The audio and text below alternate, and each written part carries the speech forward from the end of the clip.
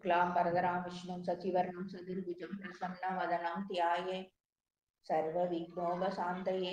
ओं नमः शिवाय परमेश्वराय शशिशेखराय नमो ओं भवाय पुनसंभवाय शिवताण्डवाय नमो ओं। ओं सौं सरवणभव श्रीं ह्रीं क्लीं क्लौं सौं नमः। गुरु ब्रह्मा गुरु विष्णु गुरुदेवो महेश्वरा गुरु साक्षात् परब्रह्म तस्मै ஸ்ரீ குரவே நமக. என்னை வழிநடத்தி கொண்டிருக்கும் அனைத்து குருமார்களுக்கும் என்னுடைய பணிவான வணக்கங்கள். குருவரில் ஆன்மீக மையத்தில் இணைந்திருக்கும் அத்தனை ஆத்மாக்களுக்கும் என்னுடைய வணக்கத்தை தெரிவித்துக் கொண்டு நம்ம தொடர்ந்து பார்த்துட்டு இருக்கோம் ஆழ்மனதில். அது எல்லாமே அந்த ஒரு வருஷ கிரமப்படி பார்த்துட்டு இருந்தோம். அதுல இன்னைக்கு நம்ம பார்க்க போறது ஆழ்மனதின் அற்புத சக்திகள். ஏன்னா நம்ம அந்த சக்தியை நம்ம தெரிஞ்சுக்கிட்டோம்னா நமக்கு என்ன தேவை, அதை எப்படி நம்ம யூஸ் பண்ணலாம், சிம்பிளா நம்ம பார்க்க போறோம். பெரிய இதா இல்ல. அதனால முடிஞ்ச வரைக்கும் ரொம்ப ரொம்ப சிம்பிளா தான் நம்ம அதை பார்க்க போறோம். அந்த நமக்கு பொதுவா இந்த இந்த பிரபஞ்சம் இல்ல இறைவன் என்ன வேணா நீங்க எடுத்துக்கலாம். ஓகேயா? நீங்க இத வாழ்றதுக்கு உங்களுக்கு இந்த உலகத்துக்கு அனுப்பி வைக்கிறப்பயே உங்களால எல்லாமே முடியும், நீங்க யாரையும் சார்ந்து இல்ல அப்படின்றத உங்களுக்குள்ள அத்தனை விஷயங்களையும் பேக் பண்ணிதான் இந்த உடலுக்குள்ள இந்த மனதுக்குள்ள எல்லா விஷயங்களையும் பேக் பண்ணிதான் இந்த இறை சக்தியானது உங்களை இங்க அனுப்பி விடுது. ஓகேயா? உங்களுக்குள்ள எதுவுமே இல்லாம நீங்க அடுத்தவங்ககிட்ட போய் கையேந்தணும்ன்றதும் எல்லாமே கிடையாது. உங்களால எல்லாமே முடியும் அப்படின்றதுதான் அங்க இருக்கிற பெரிய விஷயம். ஆனா நம்ம அதை யாரும் தெரிஞ்சுக்கிற கிடையாது. அந்த ஒரு பெரிய சக்தி தான் அந்த மனம். அத பயன்படுத்தி நீங்க எப்படி சீரும் சிறப்புமா வாழணும் அப்படின்றதுதான் அங்க நாம தெரிஞ்சுக்க வேண்டியது. ஆனா யாருமே என்ன என்ன சொல்லுவோம் மனசுக்கு அடிக்கடி, என் மனசு எப்படி வலிக்குது தெரியுமா? ரொம்ப ரேரா தான் சொல்லுவோம். நான் மனசா சந்தோஷப்பட்டேன் அப்படின்றத ரொம்ப ரேரா தான் சொல்லுவோம். ஆனா என் மனசு வலிக்குது, என் மனசு எப்படி அழுதுச்சு தெரியுமா? இப்படிதான், அதாவது நெகட்டிவாவே தான் நம்மளுடைய வாழ்க்கை கட்டமைக்கப்பட்டிருக்கு. ஏன் அப்படின்னா நம்ம எல்லாரையும் நம்மளுடைய அப்பா அம்மாவை நெகட்டிவா பேசிதான் பாக்குறோம். வெளியில போறோம், சரியா? இங்கதான் நெகட்டிவா பேசுறாங்க. வெளிய போங்க, சொசைட்டில அப்படிதான். இவன் எதுக்குமே ஆக மாட்டாயா, இந்த வடிவேல சொல்ற மாதிரி ஃபுல் நெகட்டிவாலதான் அந்த சொசைட்டியே கட்டமைக்கப்பட்டிருக்கு. இப்படியே பேசி பேசி பேசி நம்மளுடைய புத்தியிலையும் நமக்கு அதேதான் ரீச் ஆகுது. சோ பாசிட்டிவா நம்ம என்ன செய்யணும்ன்றது யாருக்குமே தெரியறது கிடையாதுங்க. ஏன்னா நம்ம பாக்குறவங்களுக்கும் தெரியறது இல்ல. அதனால நமக்கும் தெரியறது இல்ல. எது செய்யக்கூடாதோ அது எல்லாருமே ரொம்ப பெர்ஃபெக்ட்டா கரெக்டா பண்ணிட்டு இருக்கோம். இப்படியே அந்த எதை செய்யக்கூடாதோ அதெல்லாம் நம்ம செய்யறப்ப எப்படி ஒரு நல்ல வாழ்க்கையை மட்டும் நம்மளால வாழ முடியும்? எப்படி ஒரு சந்தோஷகரமான வாழ்க்கையை வாழ முடியும்? கண்டிப்பா முடியாது தானே. நம்ம ஒண்ணு சொல்லுவாங்க தானே, எந்த விதைய போடுறோமோ மா அந்த மாமரத்து மாம்பழத்தோட விதைய போட்டோம்னா மாமரம் தான் வரும். அந்த தேங்காவை நம்ம வச்சோம் அப்படின்னா அதுல தென்னை மரம் தான் வரும். சோ நம்ம எதை விதைக்கிறோமோ நம்மளுடைய மனதுக்குள் அதுதான் மரமாக வளர்ந்து நம்மள ஆக்கிரமிக்குது. இதுதான் இந்த சிம்பிளான லாஜிக்க. சோ இன்னும் பாத்தீங்கன்னா நிறைய விஷயங்கள் நமக்குள்ள போகுது. நிறைய விஷயங்களை வெளிய பாக்குறோம், வெளிய பேசுறத கேட்கிறோம், கண்ணால பாக்குறோம், காதால கேட்கிறோம், நிறைய விஷயங்கள்ல உணர்றோம். அப்ப இப்படி இப்படி இதான் இருக்கணும் போல இருக்கு. நம்மளா ஒரு இத செட் பண்ணிட்டு ஒரு வாழ்க்கையை வாழ்றோம். அப்ப எந்நேரமும் போராட்டம், எந்நேரமும் நமக்கு ஒரு ஒரு அந்த ஒரு சேடான அந்த ஒரு நிலைக்கு தான் நம்ம ஜாஸ்தி இருக்கிறோம். அப்புறம் என்னடா வாழ்க்கை அப்படின்னு சலிச்சுக்கிறோம் கொஞ்சம். ஆனா இதே மாதிரிதான் நிறைய மனித பிறவிகள் இருக்கு உலகத்துல. வெளிநாட்டிலயும் சரி, இந்த நம்ம இந்தியாலயும் சரி, நிறைய பேர் வந்து சக்சஸா ஒரு லைஃப லீட் பண்றத பார்க்கிறோம். ஆனா, நிறைய கம்மியான அளவுல தான் அவங்க ஒரு சக்சஸ் ஆன ஆளுங்கள்லாம் இருக்கிறாங்க. அவங்க மட்டும் எப்படியா? அவங்களுக்கும் இதே 2 கண்ணு, 2 காலு, இதே ஒரு உறுப்புகள் தான் இருக்கு. இதே 24 மணி நேரம் தான் இருக்கு. அவங்களுக்கு மட்டும் எப்படி? நம்ம வேணா நெனச்சுக்குவோம். சரி நெறைய அ அவங்க பரம்பர பணக்காரவங்க. அதனால அவங்க அந்த மாரி ஒரு லைஃப லீட் பண்றாங்கன்னு. ஆனா, நெறைய பேர பார்த்தா இந்த கீழ இருந்து தான் வந்திருக்காங்க. கீழ ஒரு பேப்பர் போடுற பையனா நான் இருந்திருக்கேன்னு நெறைய பேர் சொல்றத கேட்டுருக்கலாம். மைக்கேல் ஜாக்சன எடுத்துட்டா சாப்பாட்டு கூட வழி இல்லாதவங்க. அ அந்த மாரி நெறைய பேர் வந்து ரொம்ப ஒரு கஷ்டப்படுற ஒரு நிலைமையில இருந்து, சீ! இந்த வழி நமக்கு ஆகாதுன்னு வேற ஏதோ ஒரு வழிய அவங்க ட்ரை பண்ணி தான், இந்த ஒரு உன்னதமான ஒரு நிலைக்கு வர்றாங்க. அது என்ன வழி? அத நம்ம பார்க்கலாம். அதாவது மனதுக்கு வந்து 3 படிநிலை இருக்கு. ஒண்ணு வந்து மேல்மனம், அடுத்தது வந்து நடுமனம், இன்னொன்னு ஆழ்மனம். இந்த 3 தான் வந்து பொதுவாவே மனது அப்படின்னு நம்ம எடுத்துக்கிட்டா, அத பிரிச்சு பார்க்கலாம். ஓகேயா? அந்த அதுதான் அந்த ரொம்ப கம்மியான பேர் தான் அந்த மனதால என்னென்ன பண்ண முடியும் அப்படின்றத தெரிஞ்சுக்கிட்டு, அத உணர்ந்து, அத யூஸ் பண்ணி பெரிய பெரிய சாதனை பண்றாங்க. வேற ஒண்ணுமே கிடையாது. அவங்களுக்கு பார்த்தீங்கன்னா, சாப்பாட்டுக்கே வழி இல்லாதவங்களா இருப்பாங்க. ஆனா பெரிய சாதனை பண்ணியிருப்பாங்க. அதே மாரி பார்த்தீங்க அப்படின்னா, இந்த கற்பனை சக்தி, அந்த கற்பனை சக்தியால அந்த வெறும் நம்மளால இது முடியாதுப்பா. நம்மல்லாம் எங்க அவங்கள முடியுது அப்படின்னா, நம்ம நெனச்சுக்குவோம். அவங்களுக்கு ஏதோ பெரிய சப்போர்ட் இருக்கு. எனக்கு பாரு வீட்லயே இப்படி என்ன திட்டுறாய்ங்க. நம்ம அத வசதியா எடுத்துக்கிறோம். அந்த வார்த்தைகள் எல்லாத்தையும் நம்மளுடைய அந்த சோம்பலுக்கும், அந்த செய்ய முடியாத ஒரு தனத்துக்கும், அத வசதியா எடுத்து ஒரு ஷீல்டா யூஸ் பண்ணிக்கிறோம். அப்ப நம்மளால முடியாது. அதனால தான் அந்த தோல்விய வந்து வருது. அதுக்காக சரி வா எனக்கு தான் தெரியுமே! நான்லாம் இதுல தேற மாட்டேன்ட்டு, நீங்க என்ன சொல்றது? எனக்கே தான் தெரியுமே! நான் ராசி இல்லாதவன். நான் எத போனாலும் எனக்கு இப்படியே தான் நடக்கும். பக்கத்து இலை வரைக்கும் ஸ்வீட் வச்சுட்டு வர்றாங்கய்யா. என் இலைக்கு வர்றப்போ மட்டும் ஸ்வீட் தீந்துருது. எனக்கு அந்த ஸ்வீட்டுன்னா ரொம்ப பிடிக்கும். சரி தீந்துட்டு இன்னும் கொஞ்சம் போய் கல்யாண வீட்ல எடுத்துட்டு வர்றாங்க இல்லையா? கரெக்ட்டா என் இலைய விட்டுட்டு தான் என் அடுத்த இலையில வைக்கிறாங்க. அப்ப பார்த்துக்கோ! இதுல இருந்து என்னுடைய அதிர்ஷ்டம் எவ்ளோ ஒரு மோசமா இருக்குன்ட்டு. நான் எல்லாம் தான் பண்றேன். அதிர்ஷ்டம் அப்படி இருக்கு. அது என்கிட்ட இல்ல. அதனால தான் நான் இப்படி தோத்து போனேன். இந்த மாரி ஒரு காரணங்கள். நீங்க அங்க என்ன நடக்குது அப்படின்னா, அங்க வச்சுக்கிட்டு வர்றப்பயே பாரேன், அவனோட தீந்துரும். நமக்கு இன்னைக்கு ஸ்வீட் இல்லாம போகும்ன்னு நீங்க மனசுல ஒரு எண்ணத்த போடுறீங்க.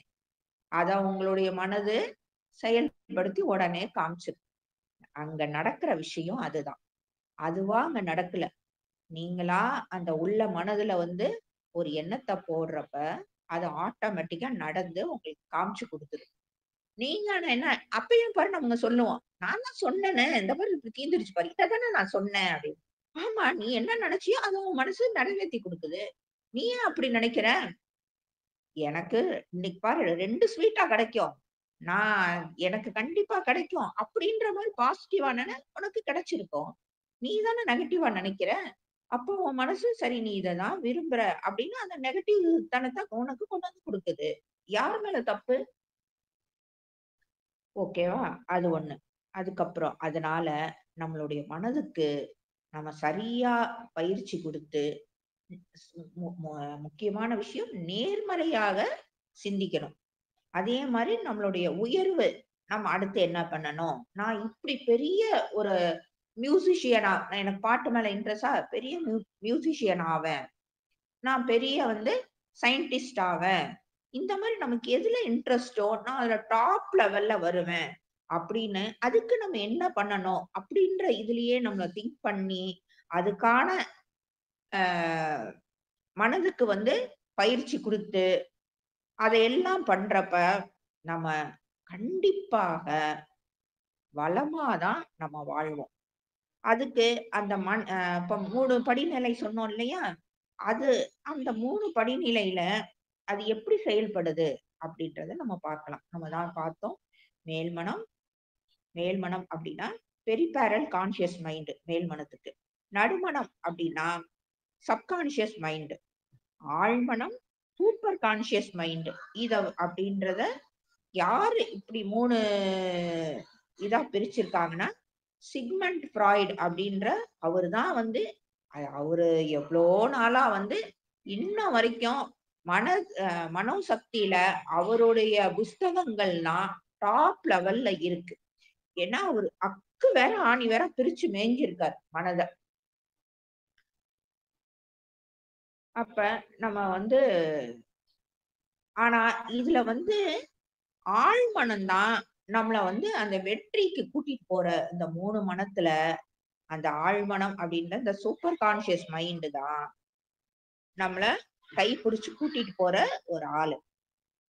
சரி. இப்ப வந்து நம்ம மேல்மனம் என்ன பண்ணுதுன்னு பார்க்கலாம். இது வந்து அறிவு அறிவு சார்ந்த ஒரு மனம். ஓகேவா? அதாவது இது ஐம்புலன்களோட தொடர்புல இருக்கும். ஏன்னா, கண்ணால் கண்ட காட்சி, அதுக்கப்புறம் காதுல கேட்கிற வார்த்தைகள், மூக்கால நம்ம இப்ப ஒரு பக்கத்து வீட்ல ஒண்ணு செய்றாங்க அப்படின்னாலே நம்ம வாசனைய வச்சு கண்டுபிடிச்சுருவோம். அதே மாரி நாக்கால அ அறிக்க தெரிஞ்சுக்கிற அந்த சுவைகள், அதுக்கப்புறம் அந்த தொடுதல், இது வழியாக ஒரு பதிவ நமக்குள்ள பதிய வைக்குது. ஓகேயா? அதனால இது அறிவு சார்ந்த மனம். ஒரு அறிவு வந்து இப்ப பிரியாணிய காமிக்குது. பிரியாணி உங்க கண்ணுக்கு முன்னாடி காமிக்குது. இல்ல ஒரு வாடை வருதுன்னே வச்சுக்கோங்க.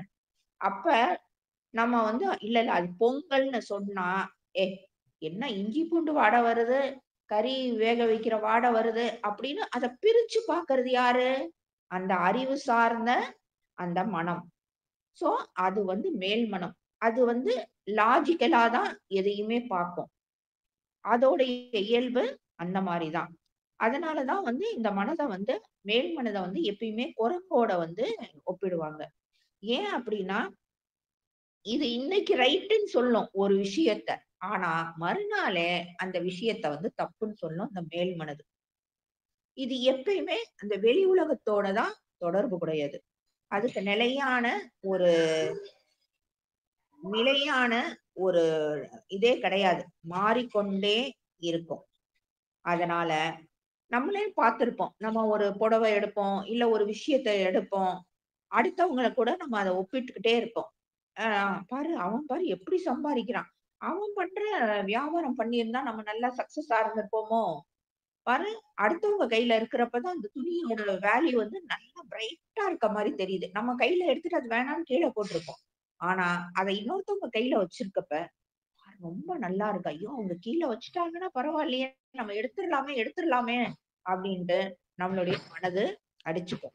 அதுதான் இந்த மேல் மனது பண்ணக்கூடிய வேலைகள். அதாவது அடுத்தவங்க கையில இருக்கிறத ரொம்ப நல்லதா காட்டும். அந்த இது. ஓகேயா?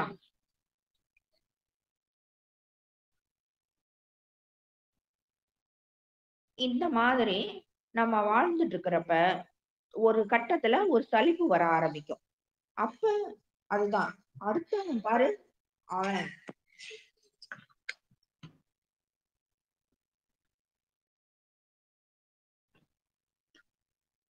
அவன் வந்து எவ்ளோ நல்லா வாழ்றான். நம்மளும் நல்லா சம்பாரிச்சிருப்போம். நம்மளும் ஒரு அருமையான ஒரு வாழ்க்கைய வாழ்ந்துகிட்டு இருப்போம்.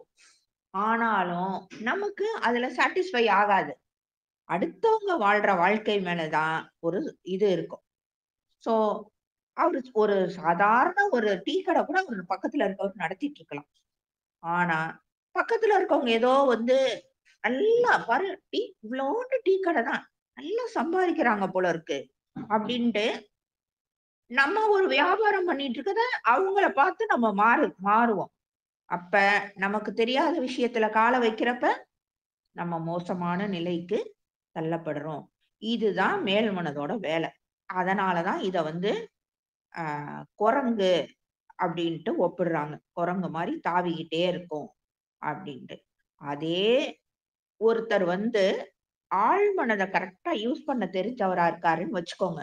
இந்த மேல் மனது சொல்றத கேட்காம, ஆழ் மனத எப்படி கையாளணும் அப்படின்னு தெரிஞ்ச ஒருத்தரா இருக்கும் பட்சத்தில், அவருக்கு ஒரு தொழில் தெரியும் தானே!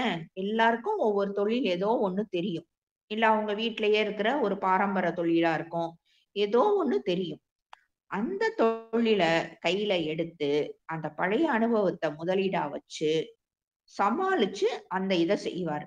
இப்படி பார்த்து அடுத்தவங்க செய்யறத பார்த்து காப்பி அடிக்க மாட்டார். ஆ அதேதான் அவரு அந்த மனோவியல் நிபுணரான அந்த சிக்மண்ட் ஃப்ராய்டு அப்படின்றவரு என்ன சொல்றாரு அப்படின்னா, இந்த மனதோட இயக்க நிலைகள வந்து கடல்ல வந்து இந்த பனி இது மிதக்குது பாருங்க, பனிக்குன்று. அது மாரி நம்ம கடலோட இயக்க நிலைகள்னு வச்சுக்குவோம்.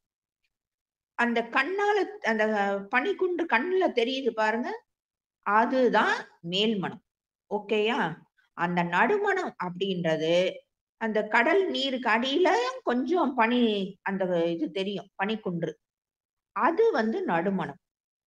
ஆனா, அந்த பனிக்குன்றே இன்னும் கண்ணுக்கு தெரியாத வரைக்கும் கூட இருக்கும். நம்ம கண்ணுக்கு ஆனா தெரியாது. அது வந்து கடல் நீர்ல ஆ மூழ்கி மறைஞ்சிருக்கும்.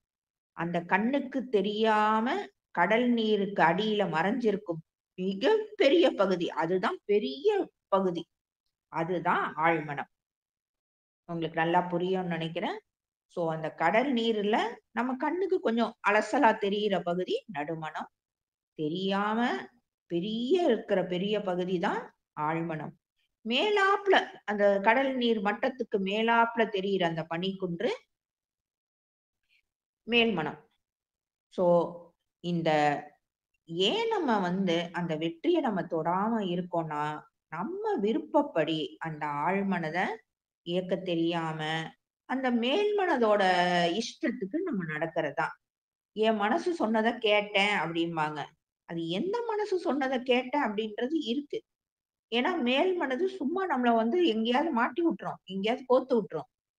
ஏன்னா அது வெறும் அந்த கண்ணால பார்த்ததையோ, இதையோ மட்டும் தான் சொல்லுமே ஒழிய, அது சரியா, ரைட்டான்றது அதுக்கு தெரியாது. நம்மளுடைய மனதுக்கு நாம வேலைக்காரனா இருக்கக்கூடாது. நம்ம மனதுக்கு நாம தான் முதலாளியா இருக்கணும். ஏன்னா, அதோட வேலை என்ன தெரியுமா? "சொல்லுங்க முதலாளி, உங்க கட்டளைக்கு நான் அடிபணியிறேன்" அப்படின்னு நம்ம சொல்ற வேலைய செய்யறதுக்கு தான் அது இருக்கு. ஆனா நம்ம என்ன பண்ணிர்றோம் தப்பா, அத வந்து முதலாளி ஸ்தானத்துல தூக்கி வச்சுர்றோம். அப்போ ஒரு வேலைக்காரன வந்து முதலாளி ஸ்தானத்துல தூக்கி வச்சா, அவனுக்கு அந்த விஷயத்த ஹேண்டில் பண்ண தெரியாது. அவன் ஏன்னா வேலை பார்த்து பழக்கப்பட்டவனுக்கு, ஒரு மேனேஜ் பண்ற திறமை இருக்காது. அப்ப அடி வாங்குறோம். ஆனா, ஆழ்மனத நம்ம கரெக்ட்டா பயன்படுத்தணும் அப்படின்னா, கண்டிப்பாக நாம் வெற்றி அடைவோம். ஓகேவா? இப்ப நம்ம நடுமனம் அப்படின்ற விஷயத்த நம்ம பார்க்கலாம்.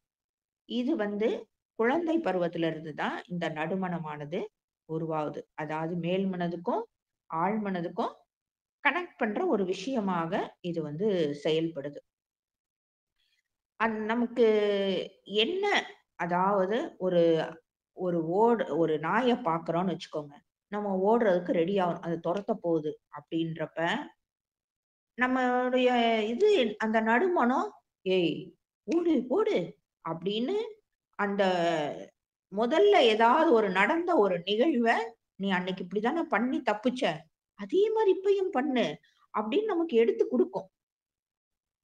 அதுதான் நடுமனத்தோட வேல.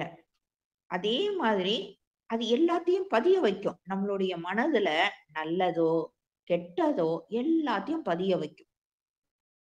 அந்த டைம்ல இப்ப எல்லாருக்கும் இந்த அனுபவம் இருக்கும். ஒரு சொந்தக்காரங்கட்டலாம், அவன் 40 வருஷத்துக்கு முன்னாடி இந்த இடத்துல நின்னு, அவன் இந்த கலர் சட்டை போட்டு, என்ன இப்படி ஒரு லைன், இப்படி ஒரு லைன் சொன்னான் அப்படின்னு நாம சொல்றோம். எப்படி அப்படி நடக்குது?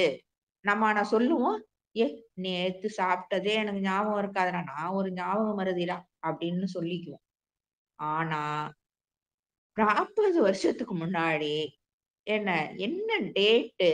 ஆடி மாசத்துல ஒரு வெள்ளிக்கிழமை. காலங்காத்தால ஒரு 7, 8 மணி இருக்கும். அவன் வந்து என் வீட்ல இப்படி நின்னுக்கிட்டு, ஒரு வேஷ்டி கட்டியிருக்கான். இந்த கலர் சட்டை போட்டிருந்தான். அப்படியே அ ஜஸ்ட் நம்ம ஒரு மூவில பார்த்த மாரி சொல்லும்.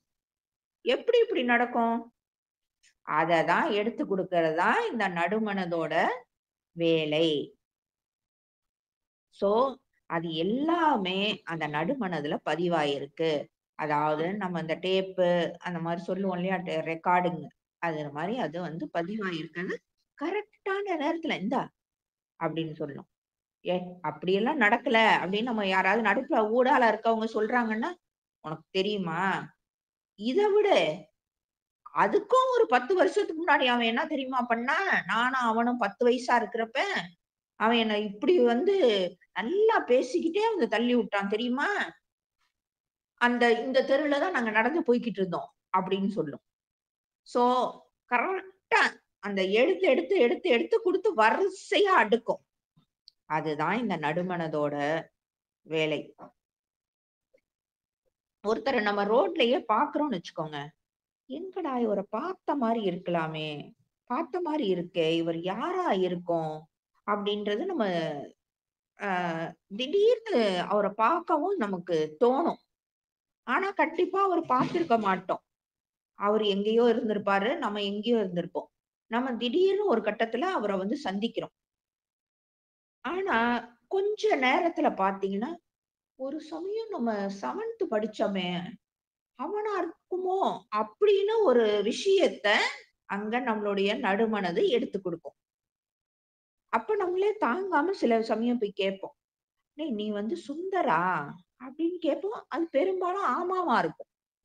அந்த பதிவ வந்து எடுத்துக் குடுக்கிற அற்புதமான வேலைய தான் இந்த நடுமனம். அது நல்லதுக்கும் பயன்படும், கெட்டதுக்கும் பயன்படும். ஸோ, அதோட வேலை இதுதான்.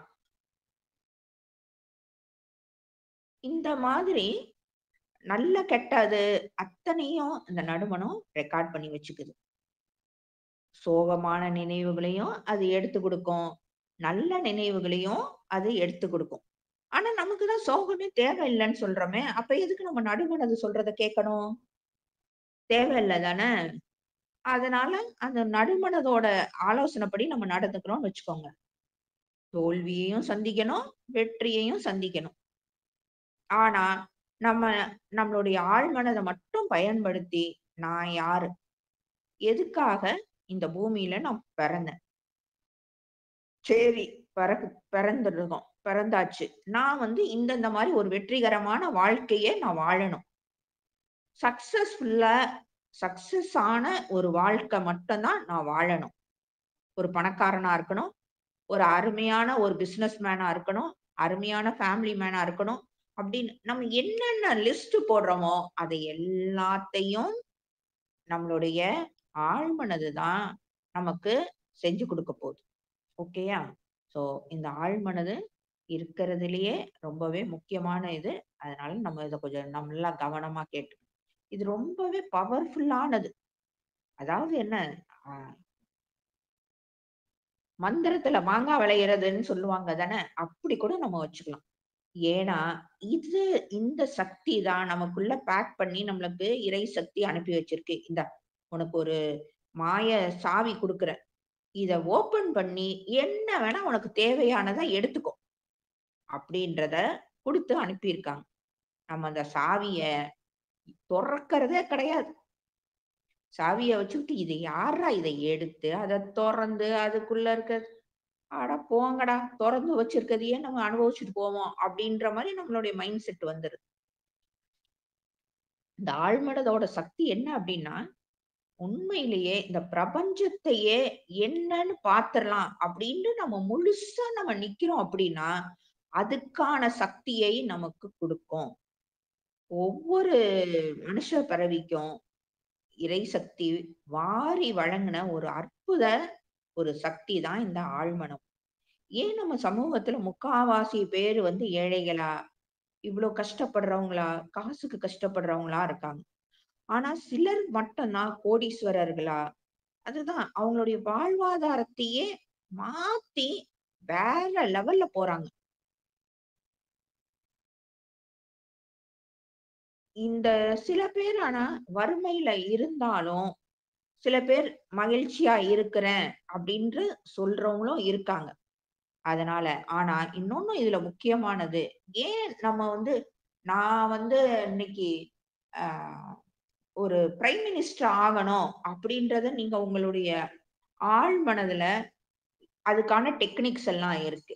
அது எல்லாத்தையும் நீங்க திரும்ப திரும்ப அந்த டெக்னிக்ஸ் எல்லாம் நீங்க ஃபாலோ பண்றப்ப, கண்டிப்பாக அதுக்கான வழிமுறைகள்லாம் தெரிய வரும். அதுக்கான இதுக்கு நீங்க அப்படியே அவ்வளோதான். இந்த கவுண்டர்ல ஒரு டிக்கெட் வாங்கு. இந்த கவுண்டர்ல டிக்கெட் வாங்கிட்டியா? அடுத்து ஒரு கவுண்டர காட்டும். அந்த கவுண்டர்ல டிக்கெட் வாங்கு. இந்த கவுண்டர்ல வாங்கிட்டியா? அடுத்து. அந்த மாரி நீங்க நான் பிரைம் மினிஸ்டர் ஆகணும் அப்படின்னு நீங்க நெனச்சு அதுக்கான பயிற்சிகள், அதுக்கான நடவடிக்கைகள் அதெல்லாம் நம்ம பார்த்தோம். ஏற்கனவே நம்மள எப்படி தகுதிப்படுத்திக்கிறது அப்படின்றத நம்ம ஏற்கனவே பார்த்தோம். இந்த மாரி நம்ம ஆழ்மனதுல நம்மளுடைய செயல்கள ஆக்கறதுக்காக நம்ம பண்ணணும் அப்படின்னா, நம்மள முதல்ல எப்படி தகுதிப்படுத்திக்கிறது அப்படின்ற எல்லா பாயிண்ட்ஸும் நம்ம பார்த்திருக்கோம். ஸோ அதுக்கேத்த மாரி நம்மள தகுதிப்படுத்திக்கிட்டு, இதுக்குள்ள நம்ம நுழைஞ்சோம் அப்படின்னா, உங்களுக்கு அழகா ஒவ்வொரு கதவா அழகா திறக்கும். கண்டிப்பாக நீ வந்து நிச்சயமாக உன்னால என்ன நினைக்கிறியோ ஆக முடியும். அததான் நம்ம முன்னோர்கள்லாம் சொல்லுவாங்க. "எண்ணம் போல் வாழ்வு" அப்படின்னு சொல்லுவாங்க. அவரு சுவாமி விவேகானந்தர் கூட என்ன சொல்லியிருக்காரு? "நீ எத நினைக்கிறியோ, நீ அதுவாகவே ஆகிறாய்." பகவத்கீதையிலயும் இந்த வார்த்தைகள் இருக்கும். அதனால நீ எப்பயுமே உன்ன வலிமையுடையவனாகவே நீ நென. அப்ப நீ கண்டிப்பா வலிமை உடையவனாக தான் இருப்ப நீ. நான் வந்து இந்த மாதிரி வந்து ஆ நெகட்டிவா எனக்கு வந்து ராசி இல்ல. என் ம என்னுடைய அம்மா தான் ராசி, என்னுடைய மனைவி தான் ராசி, என்னுடைய புருஷன் தான் ராசி. இந்த மாரி நம்மள இது பண்றப்ப, உங்கள சுத்தி வந்து உங்களுக்கான தனிப்பட்ட முறைகள் அத்தனையுமே இப்படிதான் நடக்கும். ஏன்னா, நீங்க தான் அதையே நெனைக்கிறீங்களே, அதையா தான் ஆகுறீங்க. ஸோ, விவேகானந்தர் சொல்றது, வலிமையுடையவனாக நெனச்ச அப்படின்னா, நீ கண்டிப்பா வலிமை படைத்தவனாக ஆவ. அதனால மனதின் மொழி தான் வந்து அந்த எண்ணங்கள். அந்த எண்ணங்கள் வளமையா இருந்துச்சு அப்படின்னா, நமது வாழ்க்கையில நாம எது நெனச்சாலும் அது கண்டிப்பாக நடக்கும். டாக்டர் அப்துல் கலாமும் அதே தான் சொல்லியிருப்பாரு. "நீ யாரா இருந்தாலும் பரவால்லப்பா. நீ வந்து அந்த விண்மீன் ஆகணும்னு நீ நெனச்சன்னு வச்சுக்கோ. அதாவது நட்சத்திரம் ஆகணும்னு நீ நெனச்சா கூட, நீ அதுக்கேத்த உழைப்ப நீ போடுறப்ப, அது கண்டிப்பாக நடக்கும். நீ நீயாவே இரு." அததான் வந்து திருவள்ளுவரும் சொல்லுவாரு. "எண்ணித் துணிக கருமம்" அப்படின்ட்டு. அதேதான் உங்களுக்கு. அந்த முயற்சி திருவினையாக்கும் அப்படின்றதும் திருக்குறள்ல வரும். அப்ப நம்ம அதுக்கேத்த முயற்சிய எஃபோர்ட்ட போடுறப்ப, கண்டிப்பாக அந்த விஷயம் நடந்தே தான் ஆகும். ஒரு ஒரு சின்ன கதை இதுல சொல்லலாம். புரியறதுக்காக. ஒரு ரொம்ப ஏழை ஒருத்தன் வந்து அவன் இந்த விறகு வெட்டுறதுக்காக காட்டு வழியா வரான். மரத்துல கொஞ்சம் விறகெல்லாம் வெட்டிட்டு போய் வித்து காசு ஆக்கலாம் அப்படின்ட்டு. ஆ வந்துட்டு இருக்கிறப்ப விறக கொஞ்சம் வெட்டுறான். ரொம்ப டயர்ட் ஆயிடுது. சாப்பாடும் கொண்டு வரல. ஸோ ரொம்ப டயர்ட் ஆயிட்டு, சரியா கொஞ்ச நேரம் தூங்கி எந்திரிச்சாவது வெட்டுவோம் அப்படின்ட்டு படுக்குறான். அருமையா காத்தடிக்குது. ரொம்ப அங்க நெறைய மரங்கள் இருக்கிறதுனால, அங்க இருந்து அருமையான ஒரு நறுமணமும் வருது. அப்ப படுத்து அப்படியே இது பண்ணா, "என்ன அருமையா இருக்கு தென்றல் காத்து" அப்படின்ட்டு படுக்குறான். ச்சே! சொர்க்கம்டா! இந்த மாதிரி ஒரு காத்து நான் பார்த்ததே இல்லடா! இங்க மட்டும் தரையில படுத்து இந்த காத்த அனுபவிக்கிறதே இவ்ளோ சுகமா இருக்கே! ஒரு கட்டிலும் மெத்தையும் இருந்தா எவ்ளோ நல்லா இருக்கும். சூப்பரா இருக்கும்ல! அப்படின்னு அவன் நெனைக்கிறான். அடுத்த நிமிஷம் ஒரு கட்டிலும், மெத்தையும் வருது. அதுல போய் படுத்துக்கிறான். ச்சே! இதோட படுக்கிறப்ப எப்படி இருக்கு? அப்படின்ட்டு. இந்த மெத்தையில ஒரு எனக்கு ஒரு மனைவி இருந்தா எப்படி இருக்கும்? அங்க அடுத்த நிமிஷம் ஒரு பெண் வந்துடுறா. ஒரு வீடு இதே ஒரு சூழ்நிலையில ஒரு வீடும் இருந்தா எவ்வளவு நல்லா ஆனந்தமா இருக்கும். வீடும் வந்துருது. ஓகேயா? அப்படியே அவன் என்னென்ன நினைக்கிறானோ அத்தனையும் நடந்து சந்தோஷமா தான் இருக்கான். ஆனா வினைன்னு ஒண்ணு இருக்கு இல்லையா? ஏன்னா நம்ம தான் இப்படி நம்ம நெகட்டிவா நெனச்சு, நெனச்சு, நெனச்சு தானே நம்மளுடைய அந்த மனத வந்து பழக்கப்படுத்தி இருக்கோம். அதனால ஒரு நாள்ல, "ஏய்! இப்படியே நம்ம நடு காட்டுல நம்ம மட்டும் தனியா இருக்கோம். ஏதாவது சிங்கம், புலி வந்து நம்மள அடிச்சு தின்றுச்சுன்னா, என்னையும் என் பொண்டாட்டியையும் என்னடா பண்றது?" அப்படின்னு ஒரு எண்ணம் வெளிப்படுது. அவ்வளவுதான். அடுத்த நிமிஷம் ஒரு சிங்கம் வந்து 2 பேரையும் அடிச்சு கொன்றுது. ஸோ, இதுலருந்து நமக்கு அந்த ஆழ்மனதோட சக்தி என்னன்றத புரிஞ்சுக்கலாம். ஆழ்மனதுக்கு உண்மையிலேயே ஒரு குழந்தை மாரிங்க. பச்சை குழந்தை மாரி. நல்லது எது, கெட்டது எதுன்னு தெரியவே தெரியாது. நம்ம கூட பார்த்திருக்கலாம். பாரு கெட்டது பண்றவன் அமோகமா இருக்கான். சினிமாலலாம் அந்த வில்லன் பாரேன் பெரிய கோடீஸ்வரனா தான் இருப்பான். ஹையஸ்ட் போஸ்ட்ல தான் இருப்பான். எல்லாம் அவனால முடியும். எப்படிடா? அப்படின்னா, அவனுடைய ஆழ்மனத அவன் அருமையா பழக்கப்படுத்தி வச்சிருப்பான். அத ஹேண்டில் பண்ண அற்புதமான முறைகள அவன் தெரிஞ்சு வச்சிருப்பான்.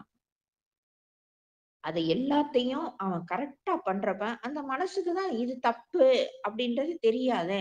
அவன் என்ன கேட்கிறானோ, அத கொண்டு வந்து கரெக்ட்டா குடுக்கும்.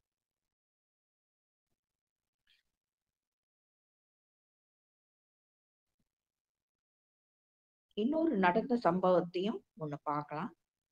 ஆ 2ஆம் உலகப் போர் அப்ப பார்த்தீங்கன்னா, நெறைய பேர் வந்து அடிபட்டு கிடக்குறாங்க. இது உண்மையா நடந்த ஒரு சம்பவம். இவ்வளவு பேரு அடியாவாங்கன்றது தெரியல. கை போயி, கால் போயி நெறைய பேருக்கு வந்து மருந்து தேவைப்படுது. ஆனா, மருந்து அவ்வளோ கைவசம் இல்ல. என்ன பண்றதுன்னு அந்த டாக்டருக்கு தெரியல.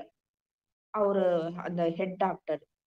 உடனே வந்து ஆ மருந்து கம்மியா இருக்கு அப்படின்றது வந்து இவங்களுக்கும் தெரியாது. அந்த சோல்ஜர்ஸ்க்கும் தெரியாது.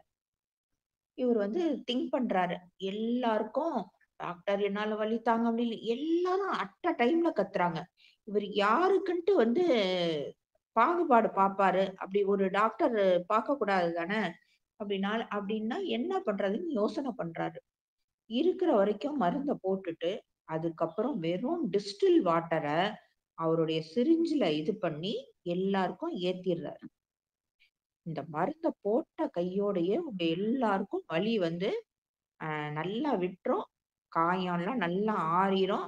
நீங்க சீக்கிரமா எல்லாருமே தெம்பா, நல்ல பழைய நிலைமைக்கு வருவீங்க. அதுக்கான மருந்து தான் இப்ப நான் போடுறதுன்ட்டு, தினம் அந்த டிஸ்டில் வாட்டரையே அவரு வந்து தொடர்ந்து போட்டுட்டு இருந்திருக்காரு. அற்புதமான ஒரு மாற்றம். எப்படி ஒரு பெரிய இன்னைக்கெல்லாம் காஸ்ட்லியான இருக்க மருந்த வந்து குடுத்தா என்ன இது நடக்குமோ, வெறும் தண்ணி போட்டதுக்கு ஏன்னா, அவங்க எல்லாருடைய உள்மனதும் டாக்டர் மருந்து குடுத்திருக்காரு. இந்த புண்ணு சரியா போயிரும்னு சொல்லியிருக்காரு. அதனால நமக்கு அதுலருந்து சரியா போயிரும். வலி இல்லாம போயிரும். நமக்கு அந்த புண்ணு ஆறிரும். அப்படின்றத அவங்களுடைய உள்மனது அதுக்கு தான் லாஜிக்கே கிடையாதே உங்களுக்கு. ஆழமா நம்புனதுனால எல்லாரும் அற்புதமா குணமடைஞ்சாங்க. இன்னொன்னும் நம்ம பார்க்கலாம். இது வந்து பாசிட்டிவ்க்கு நம்ம பார்த்துக்கலாம். இன்னொரு ஒரு கொலைகாரன வந்து தூக்குல ஏத்தணும்.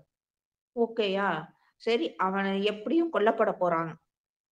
கொல்லப்பட வேண்டியவன் தான் அப்படின்றதுனால, இவங்க வந்து சயின்டிஸ்ட் எல்லாம் ஒரு டெஸ்ட் பண்ணி பார்த்தாங்க.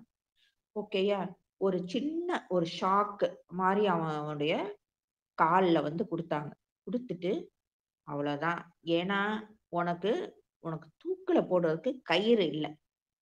அதனால இப்ப உன்ன நான் வந்து பாம்ப விட்டு கடிக்க வைக்க போறேன் அப்படின்ட்டு, சின்னதான ஒரு ஷாக் அவ்வளவுதான். அவன் ஒரு அ கருநாகம் அப்படின்னு அவங்க சொன்னத அவங்க மனதுல போயி, தன்னை ஒரு கருநாகம் தான் தீண்டிருச்சுன்னு அடுத்த நிமிஷமே அவன் இறந்துட்டான். அப்ப நம்மளுடைய ஆழ்மனதோட சக்தி என்னன்றத இது மூலமாக அற்புதமாக நாம தெரிஞ்சுக்கலாம். ஸோ நம்மளுடைய ஆழ்மனத நம்ம இதெல்லாம் ஏற்கனவே பார்த்துட்டோம். நம்ம தகுதிய வளர்த்துக்கிறது அப்படின்ற அந்த விஷயத்திலேயே நம்ம ஏர்லி மார்னிங் எந்திரிக்கிறது, நம்மளுடைய மனசை அமைதியாக்குறதுக்கு நம்ம இமைகள் துடிக்கிறதை எண்றது, இது எல்லாமே நிறைய விஷயம் நான் சொல்லியிருந்தேன். அதையெல்லாம் நீங்க ஃபாலோ பண்ணீங்க அப்படின்னாலே அருமையான ஒரு நிலைக்கு முதல்ல நீங்க ட்ரை பண்றப்ப எப்பயுமே ஒரு சின்னதா ஒரு விஷயத்த எடுத்துக்கலாம். சின்னதான ஒரு ஆசைய நம்ம ஃபர்ஸ்ட் எடுத்துக்கலாம். அந்த ஆசைய முழுசா நீ கொஞ்சம் கூட அதுல ஒரு சந்தேகம், இது இது நம்ம நினைக்கிறோம் நடக்குமா? இது சாத்தியமே இல்லையா? எப்படி நினைச்சாலும் சாத்தியமே இந்த மாரி இல்ல அப்படின்ற இதே வரக்கூடாது. முழுசா அத நம்பணும். நம்பி அதையே நீங்க அடிக்கடி நெனச்சு நெனச்சு அதே மாரி அந்த அ விஷுவலைசேஷன் அப்படின்றது இதுல ஒரு முக்கியமான ஒரு பாயிண்ட். நீங்க என்ன நெனைக்கிறீங்களோ, அத விஷுவலைஸ் பண்ணி பார்க்கிறப்ப, அது நடந்ததாக அடிக்கடி நீங்க இமேஜின் பண்ணி பார்க்கிறப்ப, உங்களுடைய ஆழ்மனது அது நடந்துட்டாதாகவே அதை ஏத்துக்கிட்டு, அதுக்கு என்னென்ன பண்ணணுமோ அதையெல்லாம் பண்ணி குடுக்கும். அதனால தான் விஷுவலைஸ் பண்ணணும். அதுக்கு தான் வந்து அப்துல் கலாம் கூட சொல்லுவாரு. கனவு காணு அப்படின்ட்டு. ஏன்? கனவு கண்டா உன்னுடைய ஆழ்மனது அதாவது அத வந்து முழுசா நம்ப ஆரம்பிச்சிருச்சு அப்படின்னா, அதுக்கேத்த படிகள உங்களுக்கு காமிச்சு குடுத்துட்டே இருக்கும். இத பண்ணு. முடிச்சிட்டியா? அத பண்ணு. இன்னைக்கு போய் அவர போய் பாரு. அவருகிட்ட பார்த்துட்டியா? அவரு இப்படி சொன்னாரா? அடுத்து இத ஸ்டெப் எடு. அப்படின்னு உங்கள மேல உயர்த்துறது வரைக்கும் அது ஓயவே ஓயாது. அது நடந்துருச்சா, அடுத்த அடுத்த ஆர்டருக்காக அது காத்துக்கிட்டு இருக்கும். இதுதான் ஆழ்மனதோட அற்புதமான ஒரு சக்தி. அத நம்ம யாருமே வந்து அ 10% ஆளுங்க பயன்படுத்தினாலே பெருசு. எல்லாருமே அந்த மேல் மனதோட கட்டுப்பாட்டுல தான் இருக்கும். எல்லாருமே அதுலருந்து வெளிய வந்து முக்கியமானது இதுல வந்து தியானம். ஏன் அப்படின்னா, எப்போ உங்களால விஷுவலைஸ் பண்ண முடியும்னா, உங்களுடைய மனம் அமைதியாக, எண்ணங்கள் இல்லாம இருக்கிறப்ப தான், நீங்க நினைக்கிற ஒரு விஷயத்த அழகா ஒரு எக்ஸாம்பிள்க்கு ஏற்கனவே நான் இதையும் சொன்னேன் நானு. நீங்க ஒரு ஃபாரின் டூர் போற மாரி ஆசைப்படுறீங்க. எப்படியாவது என்னுடைய காலத்துக்கு நான் போயிறணும். இல்ல ஒரு கார் வாங்கணும். அப்படின்னா, நீங்க ஒரு கார் வாங்கணும் அப்படின்னா, நீங்க முன்னாடி ஒரு டிரைவர் உட்கார்ந்திருக்கான். பின்னாடி நீங்க இருக்கீங்க. டேய் தம்பி கொஞ்சம் அந்த டீ கடை கிட்ட நிறுத்துப்பா. டீ வாங்குவோம். போய் டீ வாங்கிட்டு வா. உனக்கும் வாங்கிக்கோ, எனக்கும் வாங்கிட்டு. சோ, அதுக்கு சம்பந்தப்பட்ட ஒரு சம்பவத்தோட இணைச்சு அத பார்க்கணும். அப்ப ஆனா, அதுல என்ன பிராண்ட் காரு, என்ன கலர், அந்த டிரைவர் என்ன கலர் ட்ரெஸ் போட்டிருக்கான். இது எல்லாம் அதுதான் இமேஜின் பண்றதுக்கும், விஷுவலைஸ் பண்றதுக்கும் வித்தியாசம் இருக்கு. அது நடந்ததாகவே நம்ம வந்து அத உருவகப்படுத்தணும். நம்ம ஃபாரின் டூர் போனோம் அப்படின்றது இருந்துச்சுன்னா, நீங்க எந்த நாட்ல போறீங்க? இப்ப சிங்கப்பூர்ல போறீங்களா? இல்ல மலேசியா போறீங்களா? மலேசியால இந்த ட்வின் டவர்ல நடந்து போறீங்க. நீங்க அப்படி அந்த விஷுவலைஸ் பண்ணி பார்க்கணும். எந்த நாள், எந்த தேதி, எந்த நேரம் உங்களுடைய வாட்ச்ல டைம் பார்க்குறீங்க. அது எல்லாத்தையும் உங்களுடைய ஆழ் மனதுல பதிய வைக்கணும். தன்னால உங்களுக்கு அந்த கதவு திறந்து அது நடக்கும். அதே மாரி நான் சொல்லியிருக்கேன். ஏற்கனவே வந்து அந்த ஆல்ஃபா ஸ்டேட்ல இருக்கிறப்ப நீங்க நினைக்கிறது நடக்கும் அப்டின்ட்டு. ஸோ அந்த விடிய காலையில அந்த முழிப்பு தட்டும் அந்த நேரம் 20 நிமிஷம். அற்புதமான பொன் முட்டையிடுற அந்த டைம் அத யூஸ் பண்ணிக்கணும். அதே மாரி நைட்டும் ஒரு தூக்கத்துக்குள்ள போய்க்கிட்டு இருக்கோம். அந்த ஒரு 20 நிமிஷமும் அற்புதமான ஒரு டைம். இந்த டைம் எல்லாம் நம்ம எவ்வளவுக்கு எவ்வளவு நல்லதுக்கு யூஸ் பண்ணிக்கிறோமோ, அது அத்தனையும் உங்களுக்கு நடக்கும். வாழ்க வளமுடன்.